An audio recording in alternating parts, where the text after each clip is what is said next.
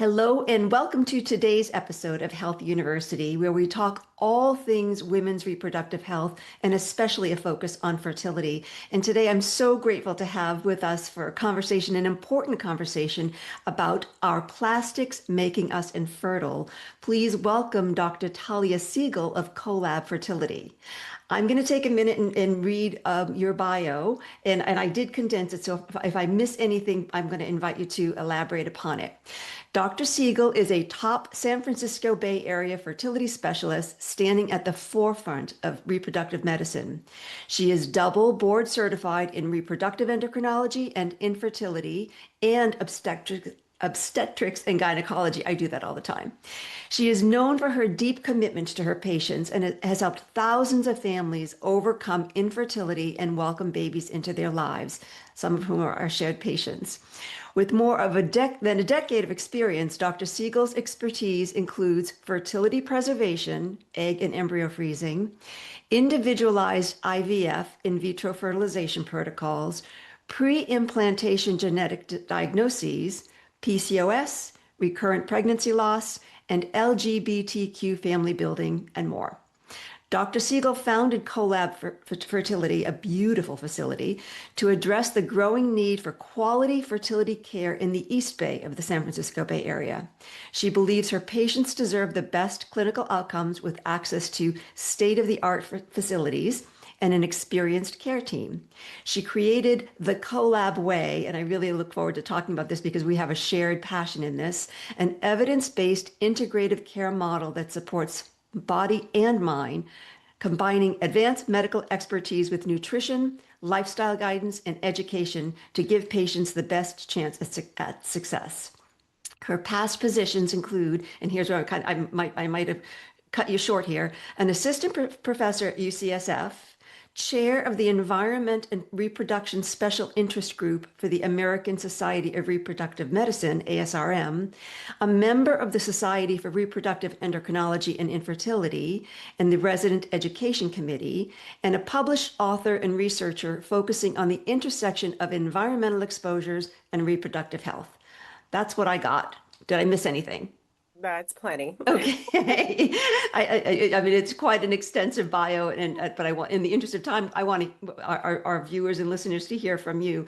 And I'm really excited to talk about the importance of understanding endocrine disrupting chemicals, how they affect fertility, female fertility and male fertility. So let's begin, shall we? I'm just going to hand the platform over to you and tell us at the start, what are these endocrine disrupting chemicals? Yeah, so EDCs, endocrine disrupting chemicals, they're either naturally occurring or man-made chemicals. They interfere at every part of the life cycle and they cause, downstream hormonal effects in Mhm, our bodies. mhm. Where do we find them? So some really common ones in our environment are plastics, BPA, phthalates, PFAS, the list goes on, pesticides. Hmm. So, and where are we finding these? We're finding them in skincare, in personal Yes, personal care, care in. products, plastic bottles, vinyl floors, that new car smell, Hmm. the And seats. and you gave us a beautiful presentation a few weeks ago. We have our California Fertility Expertise Acupuncturist Group, and you talked about the lining of those sparkling soda cans. So we're thinking we're doing all things right, and then we're chugging back, a few of these allegedly hydrating things, and we're just pouring these chemicals into our body. We're brushing our teeth if we're not using careful, bamboo products. We're brushing our teeth with plastics, and the gums are so porous. We're putting plastics immediately into our bloodstream. So what happens when, once we've ingested or consumed some of these things? Yeah, so these chemicals, they basically mimic, weak estrogens. They act at the estrogen receptor and they mess with our reproductive hormones. So in men, it's been associated with low sperm counts. Mhm. In women, it can lead to anovulation, not ovulating, flares of endometriosis, fibroids, all of these hormonally driven processes. Hmm. So what do we do about this? I mean, the less exposure, the better. So Hmm. I think first identifying your exposures Hmm. and then making some big lifestyle changes. How long does it take for these lifestyle changes to have an improvement, to benefit? Quick. I mean, the Good. half-life is like 6 to 12 hours for a lot of these. So there's some studies showing, 3 days of picking, paraben-free, phthalate-free personal care products can reduce urinary levels of these metabolites by 40-50%. Wow, that's huge. That's huge because sometimes people are going to come to you saying, I need to start IVF right away. And maybe their labs show that or their antral follicle count shows that.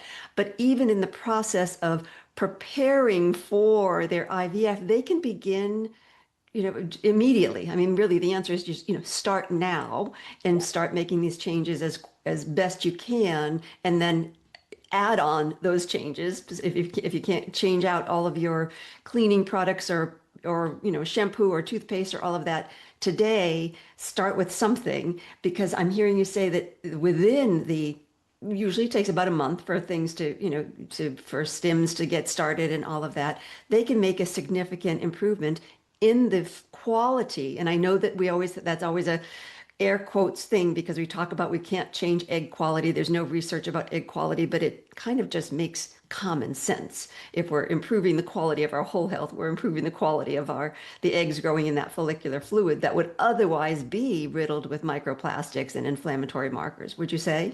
Yes, 100%. And, for men, there's a new batch of sperm every 3 months. Yeah. So any lifestyle changes we will see. And Hmm. And significant. I would imagine then, Dr. Siegel, even if the diagnosis is female infertility, either diminished ovarian reserve or PCOS, it lends itself to reason that the partner donating sperm should also be making these changes as well, because as you just say, it's going to affect you said, is it the count? Is it all of the factors count, motility, morphology, all of Yes. it? Hmm. Yeah. Yeah. Yeah. Probably easiest to measure would be the count and the motility, Uh-huh. those Okay. And changes. then have you seen do you test for, toxic load or anything like that when somebody comes in the door, or is it really more of an assessment that you go through? There is um, a urine send-in test. It's a company called Million Marker. I Dr. Hall. haven't done it yet. It's kind of expensive with Hmm. patients, Hmm. but it is something I'm considering. Hmm. And we Hmm. may be doing a research intervention study with them. Oh, fantastic. I've had Dr. Hua on Health University as well. And yeah, I mean, it would be ideal if that could become part of the whole protocol. Sometimes it's cost, it's like where you're going to allocate your dollars. Sometimes it's time. If you're collecting this data and finding, increased toxic load of XYZ, how much more time then does it take before you can begin an IVF cycle when oftentimes time is of the essence? Right. I mean, the nice thing is most couples end up having a baseline semen analysis and another one during treatment. Mhm. So I'm excited to start tracking those changes and see if, lifestyle can improve, total modal count. Beautiful. So we'll see. We did do a pilot study and we did see improvements. Mhm. So Mhm. I'm very hopeful. Excellent. I love that I have a research geek on the other side of the Yeah. screen here because really it's, as I say, it lends itself to reason, but the more data that we can collect to really demonstrate the change, the more we can actually have an impact on people making these decisions and making these choices and not just presuming that there's something magic about IVF that's going to bring a healthy baby home. Right. Tell us about the Collab Way, because this is so near and dear to my heart. It's almost identical to my Your Fertile Health program, except I've got the Chinese medicine filter through it. So let's hear about the Collab Sure. Way. Yeah, so, it was inspired by my research. Why not incorporate lifestyle changes from day one? Mhm. Because current practice, if you go around to fertility clinics, we do the diagnostics, we do the IVF or the IUI, and then after a cycle fails is when the doctor says, you know what, tell me more about your lifestyle. What are you eating? What are you drinking? What are you vaping? And Hmm. now let's make those changes. It's always an afterthought. Yeah. And And sometimes probably it's not even an afterthought. Sometimes it's three or four failed that's cycles. right. That's right. When the patient starts to maybe self-advocate, read more books, see Hmm. what they can do. Hmm. So I decided we should just do this from day one. And so Hmm. I brought on a full-time nutritionist, and Hmm. she is available to all individuals, couples from day one for free. Beautiful. So they start with Mimi. It's about an hour intake, and then she does follow-ups weekly, really keep them accountable for these Mm. changes in diet, supplements, sources of these vitamins that they should be increasing. Yes, and if I could just put a flag on that, the sourcing of your supplements matters, right? This is not the time to, go on the cheap and go to a big box store and try to get your CoQ10 because, or your fish oils, worse still, because you just don't know where they're being sourced from. You really need, I refer to them as practitioner grade Mhm. supplementation because you want the purpose of taking the supplements to actually have an effect. Yes, so Yeah. she has researched, good quality, more regulated brands with high quality supplements where Mhm. you're getting what it says you're supposed to be getting. Exactly. What's on the bottle is what's in the capsule is bioavailable once you swallow it. Yeah. Yeah, But even then, she always says the best source is from food, of course. not, so she can guide kind of the food groups that have high levels of antioxidants or whatever. Yep, yep, exactly. I say it's a both and Mhm. because even if we're doing our best with our food, we can kind of fall short, especially when it's something as discreet and timely as an IVF cycle. I think that's an occasion where more is better if it's the appropriate more.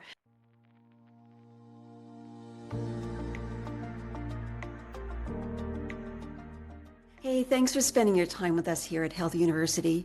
I hope you're getting as much out of this episode as we are. And I wanted to call to your attention that there seems to be a theme that we need to detox. It is part of a foundation of resuming health, including your fertile health. So I've put together a free 28-day detox masterclass that you can access by clicking on the link below. I'm sure you'll get so much out of it. And as I say, I think that it is really critical to begin with a 28-day gentle detox. And now let's go back to our show.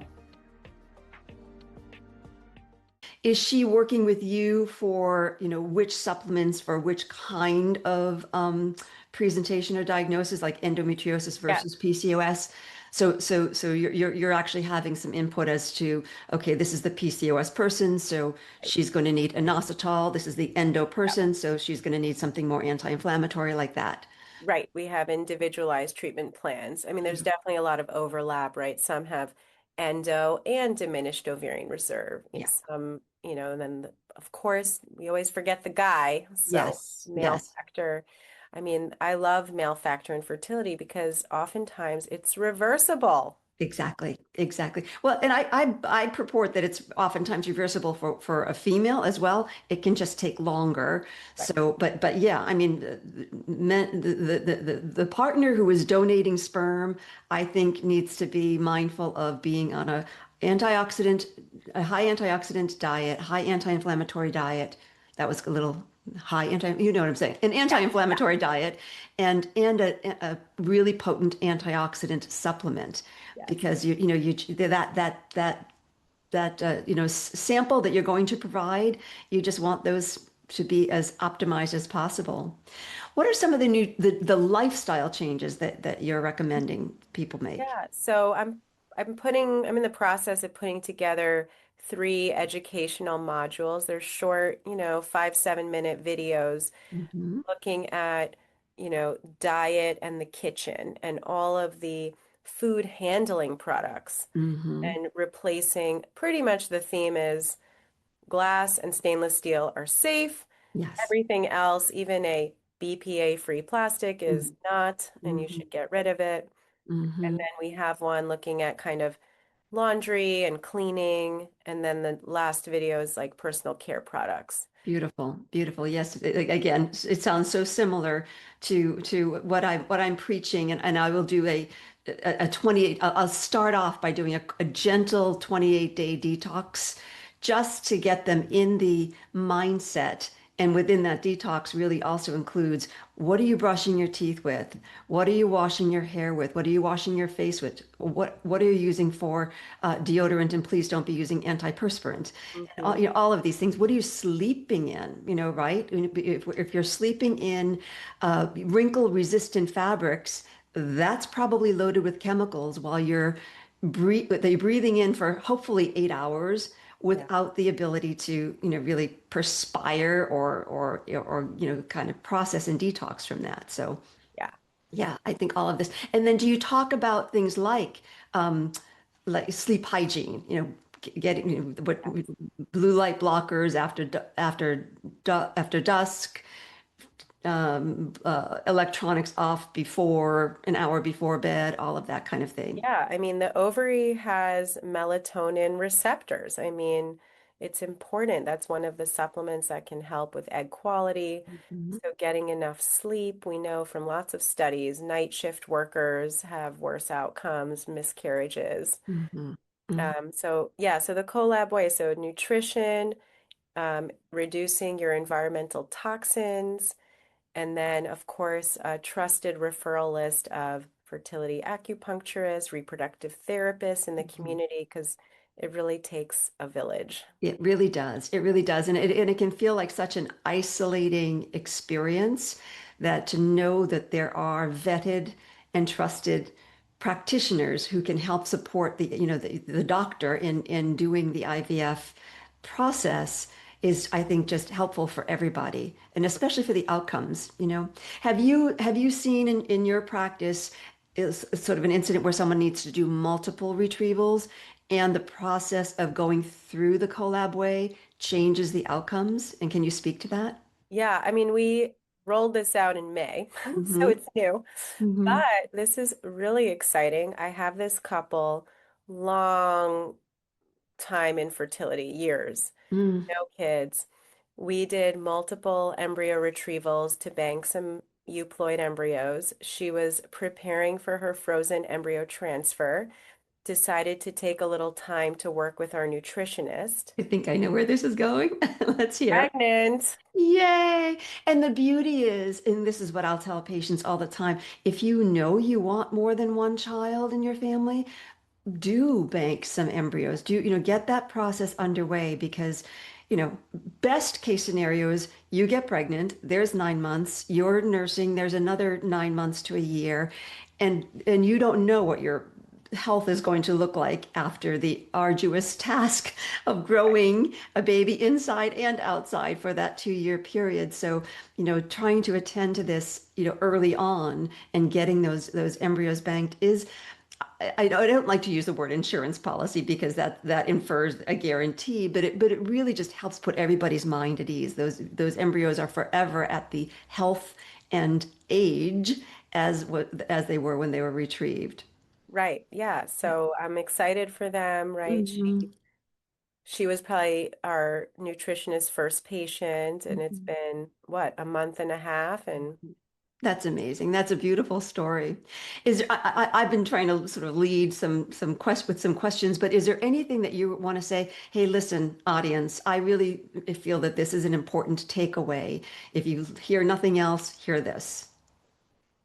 I mean, the other side of the coin is if you are in your late 30s, 40s, I also wouldn't put off starting fertility treatment for lifestyle changes, Hmm. right? It's Exactly. all important, but time is of the essence, and the ovarian quality, quantity decline is happening no matter what. Hmm. So that's one thing I hear is, oh, well, I'm gonna give it 6 months to do XYZ and then I'll be back. And that's not a good idea. Yeah, I agree wholeheartedly. But as we said at the beginning, you can be making these changes while prepare. You're going to be doing your stims. It's the retrieval that it doesn't happen overnight, and so Right. you can be making these beneficial changes and taking down the inflammatory markers while going through stims. So yes, I couldn't agree more that I cringe a little bit when I hear someone say, I'm going to wait 6 months. I'm 39 years old. I have an AMH of zero point 0.2, and I say, I need to tell you that I can't advise that because it would be unethical for me to just say, sure, let's go ahead with that, with facts being as they are. It's just a natural state to have ovarian reserve and quality of the eggs decline over time. So when you're beginning that sort of late in the game, and it is late in the game evolutionarily. I Right. know it doesn't feel late in the game when we're vital and 39 and running the world, Mhm. but our bodies and our ovaries have a slightly different timeline based upon evolution. So thank you for that. I really appreciate highlighting that. And what about for men? Would you say the same thing for men? Is it like if they're in their mid 40s, would you say, similarly, and happen to have a younger spouse who may be in her early 30s? Is that still of concern? Not as much. So Okay. for men, again, they have stem cells in their testicles. They're producing new sperm every 3 months until they die. So Yeah. Yeah. I think they have more time if they have a young partner to Hmm. really try the lifestyle route. Hmm. Obviously, if their counts are in the severely low range, there could be something else, Hmm. hormonal, genetic going on, varicocele, that Hmm. may need medical attention and will not get better. Right. But I would say in those borderline total modal count around, 15 to 20 million, they could work on it. And maybe if we can identify, is it vaping? Is it marijuana? What is going Mhm. on? Are you seeing a lot of that? A lot. Ay, ay, ay, ay. I mean, one would hope that would be common knowledge by now. Not Um, at all. It's like, oh, well, it's legal, daily marijuana, part of my life. yeah, gummies to go to sleep, and not realizing that whether they're smoking it or taking gummies, they're taking the THC and it's adversely affecting their sperm health. Yes. Yeah. Hmm. The other thing I'm seeing shocking is energy drinks. Ah, Everybody is on an energy drink to okay. work out, to function, and the new ones have like this kind of like greenwashing spin on them. Oh, I forgot what it was called. There was one that all the nurses are using that they thought was so healthy. It's not. okay. All right. And how does that adversely, just again, just for the audience, how so that they know why it's Yeah. not why what Well, if you turn it over and you look at the ingredients, if you don't recognize any of them, it's bad for you. Toxic. Exactly. Yes. And a lot of these things are, when you look at the ingredients, you can't even pronounce it, let alone recognize it. So, yeah. Okay. That And that that's not just fertility. I think lifelong risk of cancer. We're seeing younger and younger folks getting diagnosed with breast, testicular, again, colon, the whole digestive system. colon. Yeah, could be our diets, our intake of microplastics. Yeah, thank you for that. And yes, I appreciate you highlighting that because it's not just baby making time. What you're doing now is important for baby making, but it's also important for being a healthy parent and aging healthfully. So it's, starting now with as much as you can is really the key to success. I know that this is a busy day for you, and I Oh, don't I want to take. found it. I Oh, you found the did? drink. It's called, I was looking it up. Not that I care about brands or Yeah. want to, but Celsius, that's the one Okay. they're All right. mentioning. Okay. Well, so duly noted. And I'm sure it's not the only one. So really the takeaway is look at your energy drinks. You probably need water and electrolytes instead of the energy drinks, and you're going to get better energy from that and some healthy food. So never mind popping those things because I'm going to bet they're also carbonated. And so therefore they also have that BPA lining. Yeah. So you're going to Yes. get like the triple threat, if you will. So Yeah. yeah. Well, thanks for looking that up for us. I want to be mindful of your time and the viewing and listening audience's time. Anything else that you want to make sure that people, take away? And by the way, there'll be links to the collab and to you in the show notes. If there's anything else you want to be adding for, viewers to, pick up along the way, maybe Yeah. those guides if they're available. Mhm. Yeah, this is a little off topic, but it's relevant to our California audience. Have you heard about SB 729? I have not. Let's hear about it. Oh, so there's Governor Newsom signed into law a new California mandate for IVF coverage Hmm. for everyone at a employer with 100 plus employees with a large private insurance, which is amazing. Yes, Oh, I didn't know the number. I didn't know oh, the bill, but yeah, yes, so exciting. And yes, we need this across the country. But yes, Californians know that it's signed into law. yes. And when does it take effect? Well, that's what I was going to say. So Ah, first it was supposed to be July 2025. It just got delayed January 2026. okay. And I know a lot of people are waiting, but 6 months can make a difference. So my message is just get in for a consultation, see what your numbers are, what's your stats, what's your options, and then decide if you want to wait. I think that's really smart. And the price for the labs and a quick antral follicle count is worth the investment. You do not want to find yourself 6 months down the road saying, "Oh, I wish I had." So yeah, Yeah. brilliant. Great. Well, thank you for that. I love, so we've got research, we've got politics, and we've got and we've got healthcare. I love it all. Thank you so very much for your time. Really, really grateful to have you on. Critical topic. I'm sure that listeners, share with people you love, because this is not just for you. Someone else is struggling with this, because we know 1 in 5 are struggling with it. So, subscribe and pass this along. You could be doing someone a world of good and helping them realize their dream of family as well. So we're going to close it up now. I hope to have you back another time, because this has been fun. And I always close out my Health University episodes with the motto, "Class dismissed." Hey, thanks for joining us today here at Health University. If you want more episodes like this at Health University, you can find them wherever you get your podcasts. And make sure you subscribe to our YouTube channel so that you never miss an episode. If you have any thoughts or questions, please drop a comment down below. We'd love to hear from you. Thanks for watching, and we'll catch you at our next episode of Health University. But for now, class dismissed.